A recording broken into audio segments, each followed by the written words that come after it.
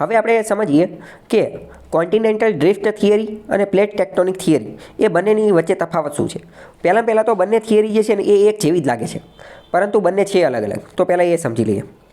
તો સૌથી પહેલાં તો વાત કરીએ કે જે આ continental drift theory CD continental drift theory જે છે એ આલ્ફ્રેડ વેગનરે 1912માં આપેલી હતી. સૌથી પહેલાં જો કોઈ થિયરી આવેલી હોય તો એ કોન્ટિનેન્ટલ ડ્રિફ્ટ થિયરી હતી, અને પછી જે આવેલી હતી એ પ્લેટ ટેક્ટોનિક થિયરી હતી. એ 1960માં આવી હતી, જ્યારે આ તો એના 40 વર્ષ પહેલાં 1912ની અંદર રહી ગઈ હતી. 1912ની અંદર આલ્ફ્રેડ વેગનરે કોન્ટિનેન્ટલ ડ્રિફ્ટ થિયરી આપેલી હતી, જ્યારે પ્લેટ ટેક્ટોનિક થિયરી લેટ આવેલી હતી 1960ની અંદર. અને એ કોણે આપેલી હતી? તો એ તો ઘણા બધા લોકોએ આપેલી હતી. હેરી હેસ ને જોન, એ પણ આપણી માટે કંઈ કામના છે નહીં. ટૂંકમાં એ પાછળથી આવેલી હતી અને ઘણા બધાનું એમાં યોગદાન હતું. હવે કોન્ટિનેન્ટલ ડ્રિફ્ટ થિયરી એ શેની વાત કરે છે? તો વાત કરીએ કે આ જે કોન્ટિનેન્ટલ ડ્રિફ્ટ થિયરી જે છે એનો મુખ્ય ભાગ એ છે કે સમગ્ર પહેલાં એક જ ખંડ હતો અને એનું નામ હતું સુપર કોન્ટિનેન્ટ. અત્યારે જે કોન્ટિનેન્ટ છે એટલે કે અત્યારે ખંડ છે, પણ કે પહેલાં એક બહુ મોટો ખંડ હતો, એનું નામ હતું સિંગલ સુપર કોન્ટિનેન્ટ, જેને પેન્જિયા કહે છે. અને એક જ સમુદ્ર હતો જેને પેન્થાલાસા કહે છે. બરાબર, આવું આલ્ફ્રેડ વેગનરે કીધું. કોન્ટિનેન્ટલ ડ્રિફ્ટ થિયરી એ કહે છે, બરાબર, કે પહેલાં એક જ સુપર કોન્ટિનેન્ટ હતો અને ધીમે ધીમે એ ડ્રિફ્ટ થતા ગયા. ડ્રિફ્ટ એટલે એકબીજાથી દૂર જતા જવું, અને એ ધીમે ધીમે એકબીજાથી દૂર જતા ગયા. પછી 2 બન્યા અને પછી અત્યારે જે છે એ 7 બની ગયા. તો પહેલાં કોન્ટિનેન્ટલ ડ્રિફ્ટ થિયરી મગજમાં ઉતરી ગઈ નહીં.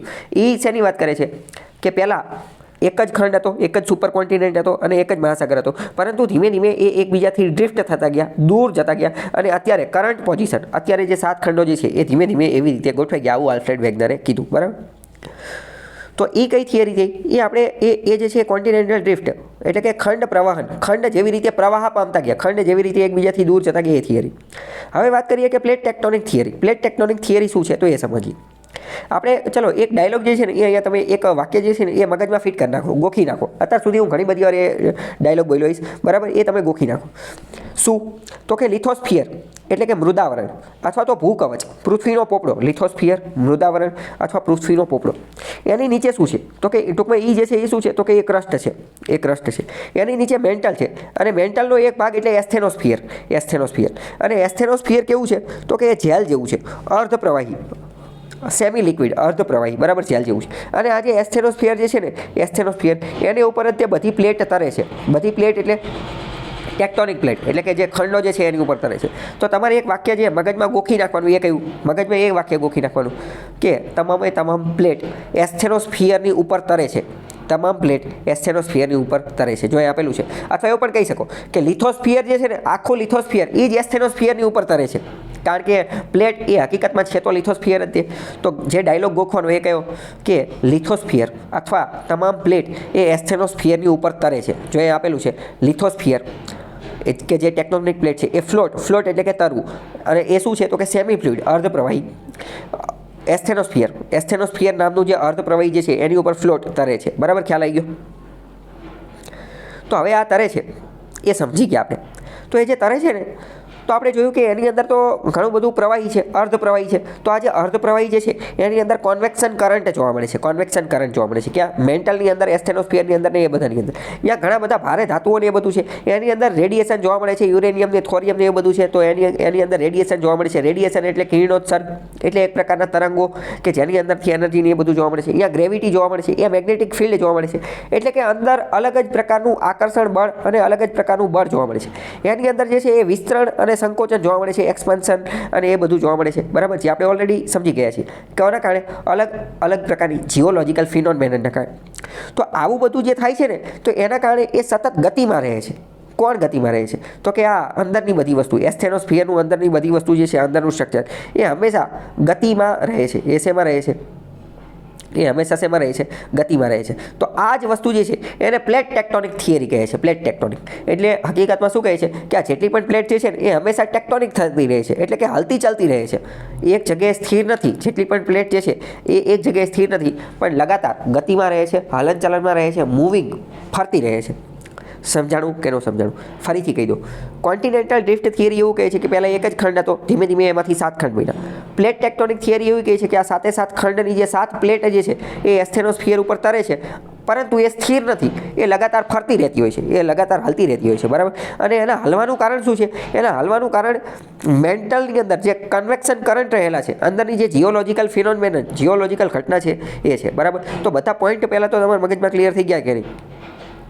ચલો હવે આપણે આ વેગનરની વાત કરી, બરાબર. વેગનરે આ કોન્ટિનેન્ટલ ડ્રિફ્ટ થિયરી આપી હતી. શરૂઆતમાં વેગનરની વાત જે છે ને એને કોઈએ ગણકારી નથી, કોઈ સાચી નથી માની. જો કે સાચું નહીં માનવાનું કારણ એ હતું, વેગનરે જે વાત કીધી ને એ બધી સાચી હતી, પણ વેગનરને બધા લોકોએ એક સવાલ પૂછ્યો. શું સવાલ પૂછ્યો? કે ભાઈ હાલો અમે તમારી બધી વાત માની લેવી, પણ તમે ખાલી એટલું કહી દો કે આ બધા ખંડો એકબીજાથી આટલા દૂર જતા રહ્યા, તો એ કયા કારણે ગયા, કયા બળથી ગયા, એવું તો કયું ફોર્સ લાગ્યું, એવું કયું એમની ઉપર બળ લાગ્યું કે જેના કારણે એ જતા રહ્યા. વેગનર પાસે આ પ્રશ્નનો જવાબ હતો નહીં, એટલે વેગનરે એ પ્રશ્નનો જવાબ આપવા માટે એવો આન્સર દઈ દીધો કે આ જે બળ લાગ્યું ને એ ગ્રેવિટેશનલ ગુરુત્વાકર્ષણ બળ લાગ્યું. પૃથ્વી જે ગોળ ગોળ ફરે છે, રોટેશન પામે છે, એનું જે ગુરુત્વાકર્ષણ બળ છે એ લાગ્યું. અને ટાઇડલ પુલ, સમુદ્રની અંદર જે મોજા ને એ બધું આવે ને, તો મોજા એ ગુરુત્વાકર્ષણ બળના એના કારણે જ આવે છે, તો એનું જે બળ છે ને એ લાગ્યું. પરંતુ વૈજ્ઞાનિકોએ આ વાતને નકારી દીધી કે ભાઈ આટલા નાના બળથી કંઈ એટલા બધા મોટા ખંડ કંઈ એટલા દૂર જતા રહે નહીં, બરાબર. એટલે કે આ બળ જે છે એ નકામું છે, એટલા બળની અંદર એ પહોંચી શકે નહીં. તો એક રીતે જ્યારે વેગનરે જે થિયરી આપી ત્યારે એનું સૌથી મોટું ક્રિટિસિઝમ શું હતું, અથવા તો એની પાસે એક જવાબ હતો નહીં, બરાબર. આમાં જો કેવું હોય, મેં તમને પહેલાં કીધેલું હતું કે ગમે એ શોધ જ્યારે નવી થાય તો પહેલાં કંઈ તાત્કાલિક બધા પ્રશ્નોના જવાબ ન મળી જાય, અમુક પ્રશ્નોના જવાબ જ મળે, બરાબર. બધાનું એકારે કોઈ એક જગ્યાએ સિંગલ સ્ટોપ સોલ્યુશન ન હોય, એમાં બધું અલગ જગ્યાએથી મળે. તો વેગનરે થિયરી આપી એ બધી સાચી હતી, બધા માનતા હતા, પણ એક સૌથી મોટો પ્રશ્ન એ હતો કે વેગનર એ સમજાવવામાં અસફળ રહ્યો કે કયા બળ વડે આ બધા ખંડો એકબીજાથી આટલા દૂર જતા રહ્યા, એવું કયું ફોર્સ હતું, એવું કયું સિક્રેટ ફોર્સ હતું કે જેના કારણે એ જતા રહ્યા, બરાબર. તો એનો જવાબ આગળ જતાં કોણે આપ્યો? એનો જવાબ આગળ જતાં પ્લેટ ટેક્ટોનિક થિયરી આપ્યો. એનો જવાબ આગળ પ્લેટ ટેક્ટોનિક થિયરી આપ્યો કે હકીકતમાં પૃથ્વીની અંદર પેટાળમાં મેન્ટલની અંદર એસ્થેનોસ્ફિયરની અંદર જે કન્વેક્શન કરંટ જોવા મળે છે, જે રીજ પુશ જોવા મળે છે, ઇન શોર્ટ કન્વેક્શન ફોર્સ જોવા મળે છે, અને અંદરની જીઓલોજિકલ એક્ટિવિટી જોવા મળે છે, એ એનું મેઇન કારણ છે. ઓકે, ખ્યાલ આવ્યો કે નહીં? બરાબર. ચલો હવે આપણે કોન્ટિનેન્ટલ ડ્રિફ્ટ થિયરીની મેં તમને અમુક એવિડન્સ સબૂત આપ્યા કે ભાઈ આલ્ફ્રેડ વેગનરે કીધું કે પહેલાં એક જ ખંડ હતો, તો એના બીજા કયા તો મેં તમને ઘણા બધા સબૂત આપ્યા. એમાંનું એક બીજું સબૂત એ હતું ફોસિલ એવિડન્સ. ફોસિલનો મતલબ શું?